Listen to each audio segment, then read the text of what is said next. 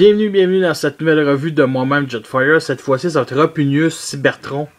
Figurine sortie il y a 10 ans. Figurine que j'ai dans ma collection depuis plus de 5 ans. Figurine qui est un repeint d'un certain Undermine, je crois, de la gamme Cybertron, qui était dans la série, pas lui, mais bien Undermine, qui était tout vert, un Spinosaur vert, et que les couleurs étaient lettres. Celui-là a vraiment des couleurs G1. Pour ceux qui ne savent pas c'est qui Rapunius, c'est un Monster Bot qui apparaît dans la saison 4 dans Endmasters surtout. Je me souviens plus de l'avoir vu dans les 3 premiers épisodes de Endmasters.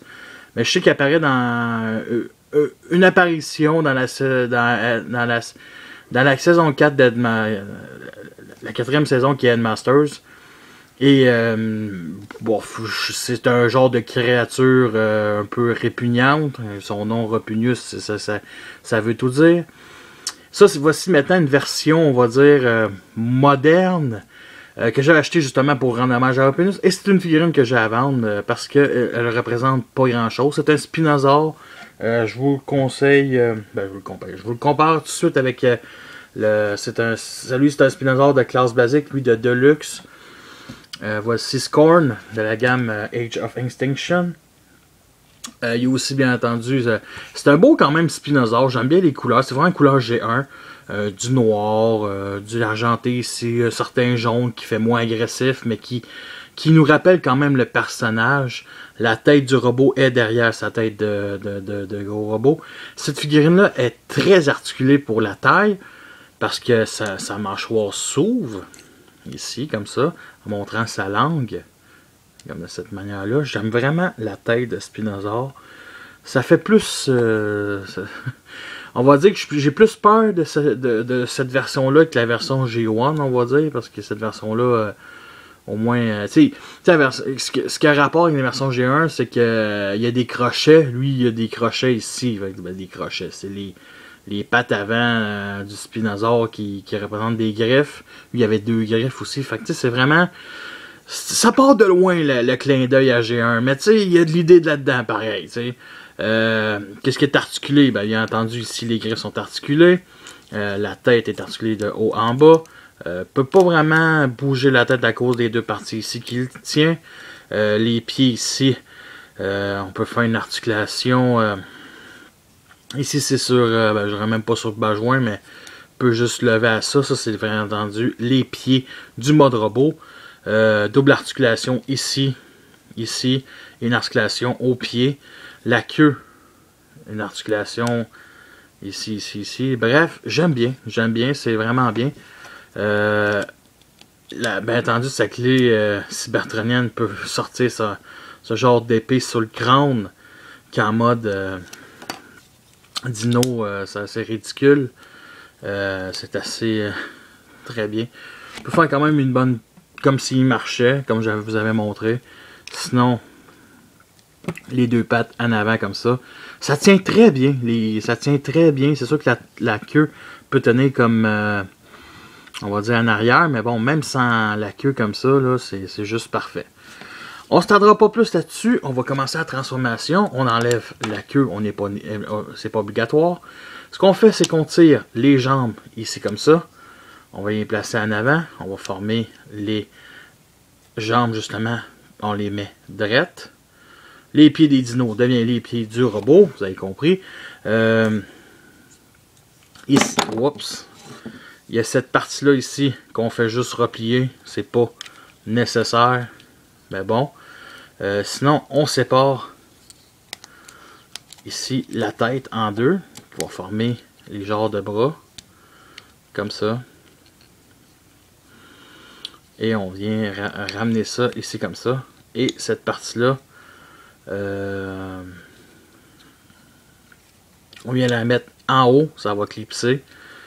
Et on ramène les bras comme ça. Et nous avons notre mode robot Rapunius qui est prêt à tuer des Decepticons. Bien entendu, voici une comparaison avec Scorn qui est un Deluxe Class qui est quand même plus gros. Je préfère cette version-là, bien entendu. C'est plus un beau hommage au Spinosaur. Sa tête ressemble pas vraiment à ce qu'on voit dans le jeu. On dirait une tête de bec, une tête d'animal. C'est ça, sa tête. C'est laid. C'est laid, là. C'est juste beau, la couleur argentée, mais les yeux jaunes, bof. C'est d'une laideur comme j'ai jamais vu. Côté articulation, c'est assez basique, bien entendu. La tête fait fuck all. Ici, c'est sur bas joint. Articulation ici comme ça. J'aime bien, il n'y a rien ses mains. Comme ça, c'est juste des pinces. Mais justement, c'est un hommage à... il y a des griffes, c'est des griffes ou des pinces. En tout cas, c'est un certain hommage. On voit l'hommage à G1. Fait que ici, voici des genres de pinces avec la langue. Il peut donner des coups de langue, ça peut sentir. Vu de l'extérieur, on va dire que c'est assez laid. Ça aurait été peut-être le fun de peut-être remettre ça de l'extérieur, la peau du dinosaure à l'extérieur. Ça aurait été un peu plus beau, je trouve, personnellement. Mais la transformation est quand même bien. Bon, il y a un petit trou ici pour mettre le genre de fléau. J'aime bien, le fléau qui s'articule, qui est articulé, qui est articulé. Qu'est-ce que je dis là? Bref, ici, bien entendu, les pieds, c'est la même affaire que le mode dinosaure. Bien entendu, la fameuse clé cybertronienne, ça lui donne un pic sur sa tête, peut donner un coup de front à quelqu'un, peut sortir en plein combat, puis couper les bras à des Transformers qui sont plus gros que lui, bref. J'aime bien la couleur, sérieux, c'est du rouge, du jaune, du rouge vin, un certain bronze. J'avais parlé, il y a le signe Autobot ici qui est tout décalissé, on va dire, il est tout parti avec la cause de la peinture. Mais j'aime bien le ton de couleur, sérieusement, je trouve ça spécial. Tu sais, ça fait vraiment couleur Autobot et non Decepticon, personnellement. Sinon, on ramène la griffe. Ici, le backpack, c'est ça. Bof, c'est la partie de la crête. Simplement, est-ce qu'on peut faire une pause d'attaque? Ben oui, c'est ça que j'aime avec ce jouet-là. C'est que c'est quand même bien articulé pour sa taille. Et ça fait 3 fois que je me répète. Et si je vais fermer ma crise de gueule, si. Fait que voici un petit peu l'articulation. Une pause d'attaque. Lever le bras comme ça. Ces soirées là, on lève le doigt, lève le doigt. Bref.